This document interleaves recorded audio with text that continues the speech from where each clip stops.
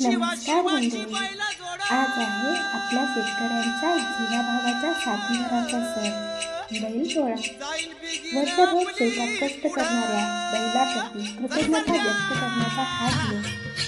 आज त्याला सजवून पूजा करून आणि प्रेमाने पुरणपोळीचा नैवेद्य अर्पण केला जातो. शेतकरी आणि बैल याचं हे नातं कायम असंच घट्ट राहतं. सर्वांना बैलपोळ्याच्या हार्दिक शुभेच्छा.